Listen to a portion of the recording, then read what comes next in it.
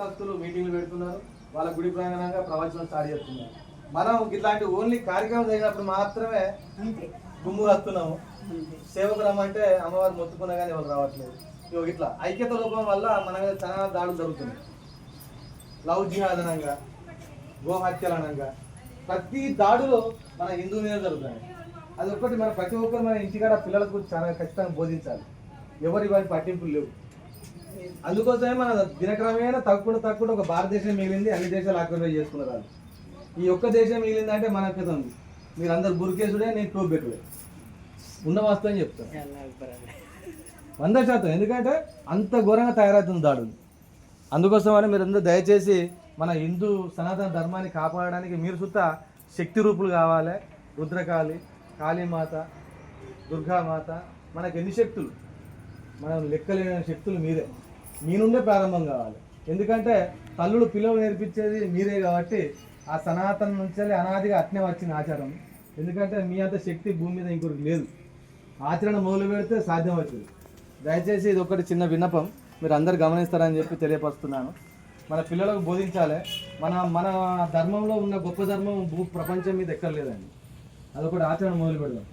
భూమి తల్లిని పూజిస్తాం, గుట్టను పూజిస్తాం, చెట్టును పూజిస్తాం, నదిని పూజిస్తాం.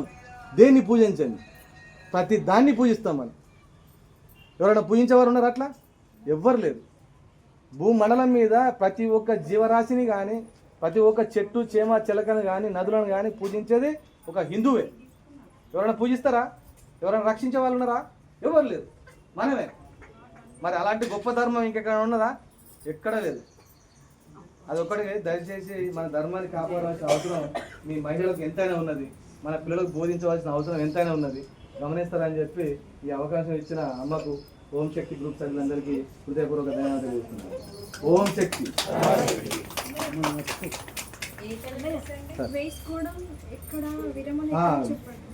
మన గీతా మందిర్లోనండి, రామకృష్ణ గీతా మందిర్లో వేసుకోవటం అక్కడనే, విరమణ కూడా చాలా విధాలుగా మాల వేసుకున్న కానీ అద్భుతాలు జరిగినాయి. మీరు ఆశ్చర్యపోతారు అద్భుతాలు చెప్తే.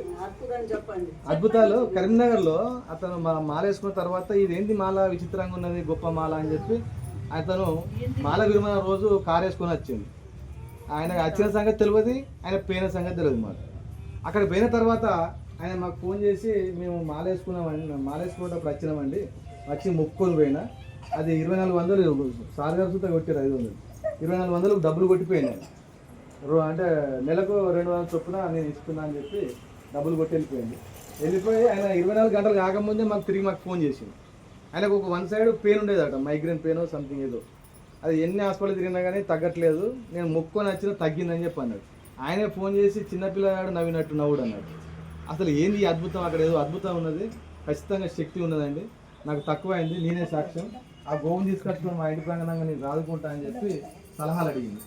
అదొకటి. ఇంకొక అమ్మ ఉన్నది, ఆమె పేరేమో రాజమ్మ. ఆమెకు ప్రతి ఒక్క గుడికి పోయి దండం పెట్టుకోవడం, మొక్కుకోవడం, రావడం అట్లా జరుగుతున్నది.